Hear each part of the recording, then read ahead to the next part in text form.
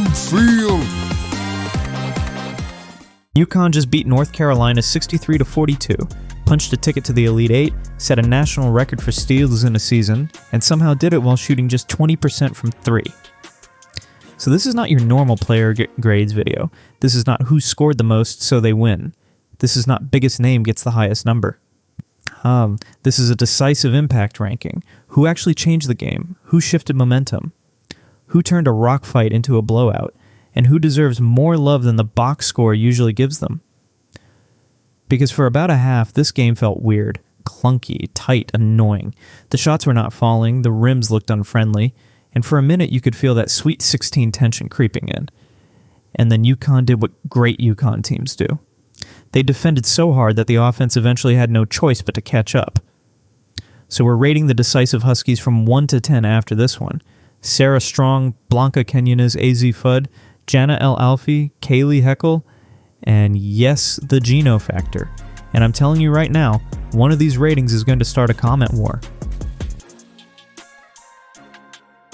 Let's set the stage. UConn moves to 37-0 with a 63-42. Sweet 16 win over North Carolina. The Huskies survived a slow shooting start, then completely flipped the game with a 20-5 third quarter run. That was the stretch that broke UNC for good. The big story, though, was the defense. UConn forced 24 Tar Heel turnovers with what was described as constant pressure, and during the game the Huskies set the national record for steals in a season. That matters for this video, because decisiveness in this game was not just about points. It was about disruption. It was about who sped UNC up, who stabilized UConn when the offense was stuck, and who landed the sequences that changed the energy inside the game. And honestly, that's what makes this team scary. They can be ice cold from deep and still beat you by 21 because the defense travels, the pressure compounds, and eventually the opponent starts playing UConn's game instead of their own. So with that in mind, let's get into the ratings. Sarah Strong gets a 9.8 out of 10, and this is the easiest rating on the board. 21 points, 10 rebounds, 2 assists, 5 steals, 2 blocks, 38 minutes, 53% from the field. That is not just productive, that is total game control. But here's why the rating is so high. It wasn't empty accumulation, it was timed dominance. Strong took over the second quarter with 11 points, and the key sequence was 4 straight baskets in a 2-minute span. That's the kind of stretch where a tense tournament game suddenly starts leaning in one direction. That was the burst, and that was the moment North Carolina stopped dealing with the UConn system and started dealing with a matchup nightmare they really couldn't solve. And I love that Courtney Banghart basically said the quiet part out loud when she called Strong a problem and said she could score 40 whenever she chooses. That's the Sarah Strong debate, but it's right there. Is her unselfishness the only thing keeping her from putting up absurd numbers every single game? Or is that exactly what makes her terrifying? The fact that she can drift through a game looking almost effortless, then suddenly decide to impose herself and completely break the opponent's structure? To me, that's not a weakness. That's control. And against UNC, when UConn needed that control, she used it. Not in a reckless way, not in a let me hijack every possession way, in a surgical way. She picked her spots, crushed the second quarter, and still impacted every layer of the game defensively. 5 steals and 2 blocks in a Sweet 16 game from your leading scorer? That's ridiculous. That's a star giving you winning possessions, even when she doesn't have the ball. My opinion? If UConn is going to win the whole thing, there may be moments where Sarah has to choose domination even earlier, not because she has to force shots for 40 minutes, but because when she tilts the floor like that, the entire team looks bigger, faster, and calmer. And here's the comment bait. Who would you rather have leading a fast break right now, Blanca or Sarah? Because Sarah's decision-making in chaos is elite, but Blanca's downhill burst is starting to become a real argument. Still, in this game, Sarah was the most decisive player on the floor. 9.8. Blanca Quiñonez gets a 9.5 out of 10. And I know some of you are going to say, why isn't she number 1? Fair question. Because if Sarah was the takeover artist, Blanca was the spark plug. And honestly, this game might have looked a lot uglier for a lot longer without her. She entered when the offense was in a lull. That matters. Context matters. Anybody can look good when the machine is already humming. The players who change tournament games are the ones who enter during the muddy stretches and inject force.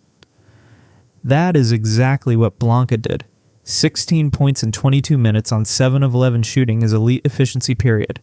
Then add 4 steals, 1 block, and the defensive feistiness that showed up immediately, and you're looking at one of the most decisive bench performances in the game. What stands out to me from the research is the idea that she read the court from the bench and came in ready to attack the rim right away.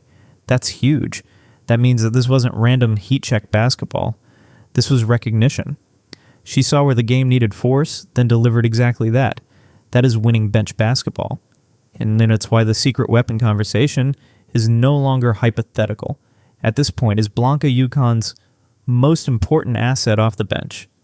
Based on this game, I think you can absolutely argue yes, because she doesn't just maintain energy, she changes it. There's a difference. She plays like the game is slightly too slow for her, and that can rattle opponents in March. The second she sees a gap, she's gone. The second she senses a loose handle, she's on it. The second the offense starts getting sticky, she attacks the paint and makes the defense react. That's decisive.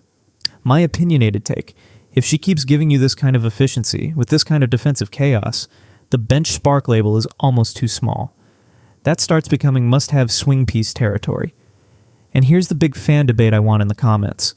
Rank Blanca's impact tonight compared to earlier in the season, because this feels like one of those late March developments that can change the ceiling of the team.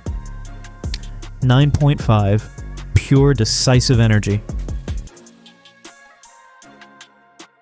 Azzi Fudd gets a 7.5 out of 10.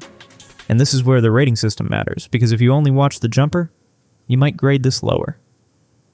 She went 4 of 12 from the field, and the shot was clearly not where UConn fans want it to be right now. But decisive impact is bigger than shot making. Azzi was a floor general in this game. She led the team with 5 assists, she grabbed 4 rebounds, she had 3 steals, 1 block, and only 1 turnover in 37 minutes.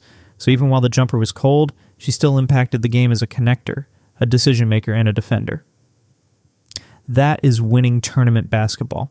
Not glamorous, winning. And this is exactly the kind of performance that can get lost if fans only focus on whether the box score shooting line looks pretty. It didn't. But she still helped drive the machine. When UConn's defense is creating extra possessions and the game is speeding up, somebody has to organize the chaos. Azzi did a lot of that. She didn't shoot them out of the cold stretch. She helped steer them through it. That has value, real value. Now the obvious debate, the new rims conversation. Geno mentioned brand new rims in the regional, and fans are going to split on that immediately. Is that a real tournament issue, or does it sound like excuse making? Either way, the bigger UConn question is simple. Can Azzi find her shooting stroke against Notre Dame? Because if she pairs this kind of playmaking and defensive activity with efficient shooting, then the whole math of facing UConn gets even worse. My opinion, this was not a bad Azzi game. It was an incomplete Azzi game. And there's a difference. She still gave you control, still made smart plays, and still contributed to the defensive tone. But if the jumper wakes up, this rating jumps fast in the next round. 7.5. Cold shooting, but meaningful control. The Geno factor gets an 8.5 out of 10. And yes, I'm counting this as a player grade because in games like this, sideline management is part of the outcome. The decisive Geno moment came during the first timeout, when he told the team to make some shots. That line is funny, but it also tells you exactly what this game was early. There was angst, there was frustration, there was a low-scoring fog hanging over everything. And one of the biggest jobs for a coach in March is managing that emotional weather without letting it infect the rest of the game. Geno trusted the defense to hold the line until the offense caught up. That's what stands out here. He didn't panic into abandoning the identity. He didn't need the offenses to be beautiful immediately. He let the pressure defense keep squeezing the game until North Carolina broke first. That is psychological management. And for an undefeated team, that matters even more. Because the challenge is not just talent. It's keeping the edge sharp when everyone expects you to win. Sometimes the so-called bad side, the frustration, the demanding tone, the refusal to let good be good enough is exactly what keeps a team from getting soft. So yes, I think there's something to the idea that Geno's edge is part of the formula. Now, was this game too uncomfortable in the first half? Sure. You can ask that. And you should, because against elite teams, you don't always get the luxury of waiting around for a third quarter avalanche. But I also think this game showed something important. UConn can absorb ugly and still stay in command because the defense is always there. That's coaching. That's identity. That's the Geno factor. 8.5. Kayleigh Heckel gets a 6.5 out of 10. This is one of those grades where the number doesn't scream, but the role matters. In 16 minutes, Heckel gave UConn relief minutes while helping maintain the constant pressure that fueled the steals record. That is not glamorous work, but it is necessary work. 2 points, 2 rebounds, 2 assists, 1 steal, and yes, 2 turnovers with 25% shooting. So, no, this was not a polished offensive performance. But I'm not judging her like a primary scorer. I'm judging whether she helped preserve the game's defensive temperature when the rotation shifted. And I think she did. That matters because in the postseason, your non-star minutes can make or break you. If your depth pieces come in and the pressure drops, the opponent breathes. If they come in and the pressure stays exactly where it was, now the game becomes exhausting. That's what UConn wants to be. Exhausting. Heckel helped with that. My opinionated question is this. Should she see expanded minutes in the Elite Eight if the game turns physical and the guards need relief? Because if the assignment is simply keep the pressure alive and don't let the game settle, she feels usable in that role. 6.5. Not flashy, but functional in a winning way. Jana Alfy also gets a 6.5 out of 10. Small sample, but relevant sample. In 8 minutes, Jana gave UConn 2 points, 2 rebounds, 1 assist, only 1 turnover, and she was perfect from the field. Again, this is not a headline performance. It's a stability performance. The research connects Jana and Heckel together as reliable cogs in the defensive machine, and that's the right framing. In a game where UConn's identity was constant pressure, even short stints mattered because they had to preserve the collective intensity.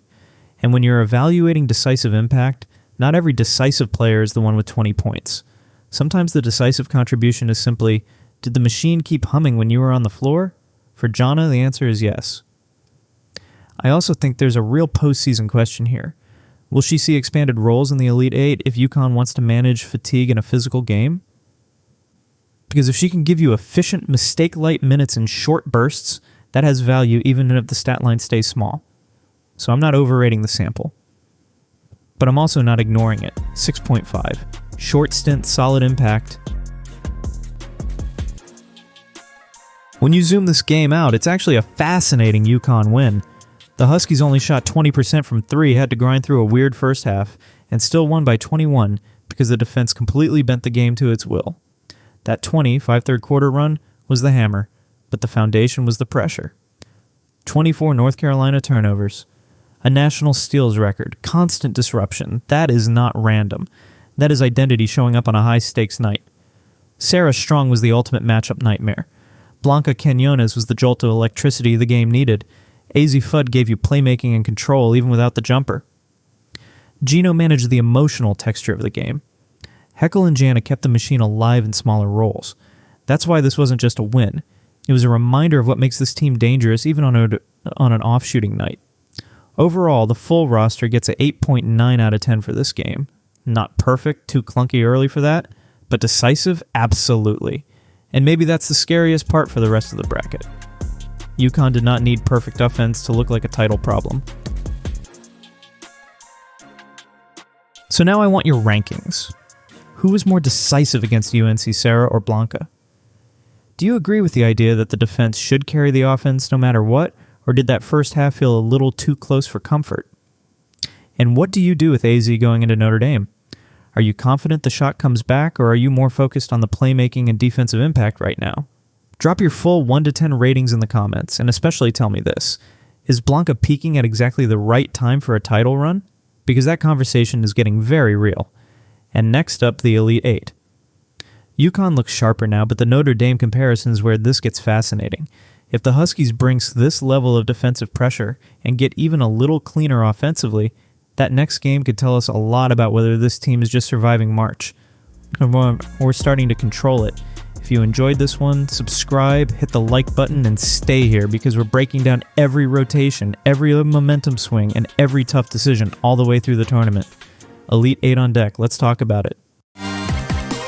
Prime Field.